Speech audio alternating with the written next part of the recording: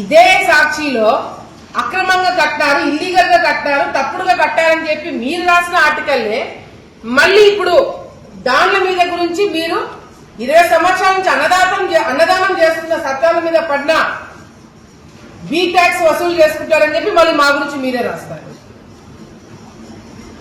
Telugu Desam party ప్రభుత్వంలో ఉన్న నాయకులు, ఎమ్మెల్యేగా మేము సత్రాలకి నోటీసులు ఇచ్చి వాళ్ళ కరెంట్ కట్ చేస్తున్నామని చెప్పి మీరే రాస్తారు. అంటే మీరు ఒక ఇది కరెక్టా సాక్షి వాళ్ళు చెప్పాలా? ఏదో ఒకటి డిసైడ్ చేయండి. ఇది కరెక్టా లేదా రెండు తప్పుడువా? ఎందుకు ఈ విధంగా మీరు తప్పుడు ఆర్టికల్స్ రాస్తున్నారు? ఎందుకు ప్రజలు తప్పుదావ పట్టాలని చెప్పి చూస్తున్నారు? ఇదే సాక్షిలో అహోబిలంలో ఏదైతే మీ సర్పంచ్ సంబంధించిన భర్త పూజారులని అక్కడ పూజలు చేసుకున్న పూజారులని బండ బూతులు తిట్టాడు. మరి అటువంటిప్పుడు గతంలో మీరు ప్రభుత్వంలో ఉన్నప్పుడు ఏం చేస్తున్నారు? గత 5 సంవత్సరాలు మీరు అధికారంలో ఉన్నప్పుడు ఈ సత్రాల మీదకి మీరు ఎందుకు పోలేదు? ఈ సత్రాలు మీరు ఎందుకు క్యాన్సిల్ చేయించలేదు? మేము వచ్చి సంవత్సరమే కదా అయింది. గత 5 సంవత్సరాలు మీరే కదా ఉన్నారు.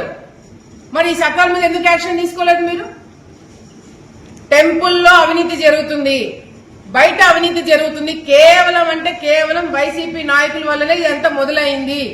మేము ఫుల్ స్టాప్ పెట్టడానికి చూస్తున్నాము, కానీ మీరు ఎక్కడ కూడా సహకరించట్లేదు మీ సాక్షి వాళ్ళు.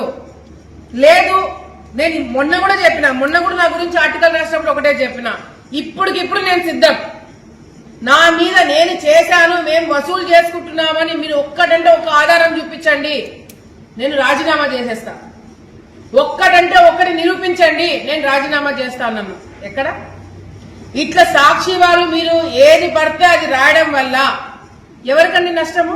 ప్రజలకు నష్టం కాదు, మాకు నష్టం కాదు. ఎవరికి తెలుసా? మీ యాజమాన్యానికి.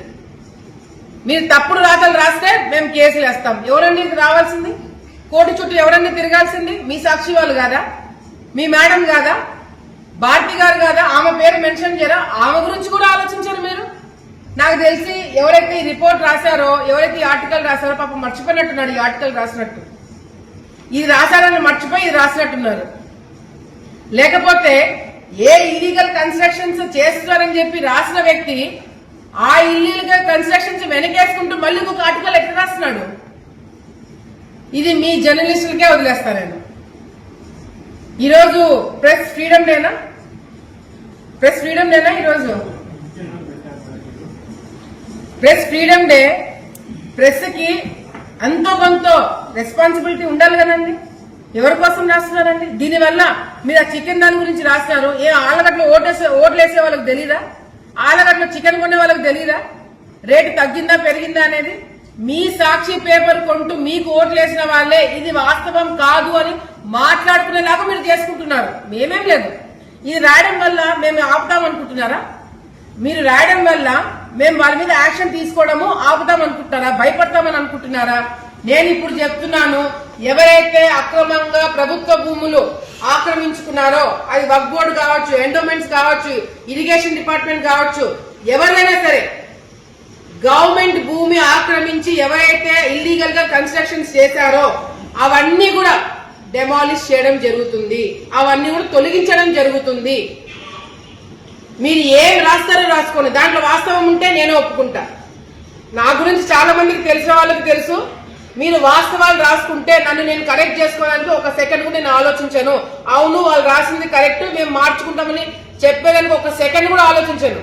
కానీ మీరు తప్పుడు రాయడం వల్ల మీ డిగ్నిటీ, ఒక రిపోర్టర్ గా, ఒక జర్నలిస్ట్ గా మీ స్థాయిని మీరే తగ్గించుకుంటున్నారు. ఒక చిన్న ఘటన జరిగింది, ఆ ఘటన జరిగినందుకు మేమందరం కూడా బాధపడుతున్నాం. భక్తులు ఎవరైతే చనిపోయినా దానికి మేమందరం కూడా బాధపడుతున్నాం. కానీ దానికి రాజకీయం చేసి గోడ కూలిపోయిన దానికి అధికారులు ఎవరైనా బ్లేమ్ చేసి నువ్వు ఆవేశంలో మాట్లాడినా అర్థం ఉంది. గోడ కూలిపోయిన దానికి చంద్రబాబు నాయుడుకి ఏం సంబంధం అండి? గోడ కూల్చేసింది చంద్రబాబు నాయుడు అంట. ఆయనకేం పని గోడ కూల్చేయడానికి? చనిపోయిన కుటుంబానికి ₹1 కోటి ఇవ్వాలంట. జగన్ అనే వ్యక్తి ముఖ్యమంత్రిగా ఉన్నప్పుడు గ్యాస్ లీకేజ్ వల్ల చనిపోయిన బాధితులకి ₹1 ఇచ్చినాడంట. అది కూడా అవాస్తవము.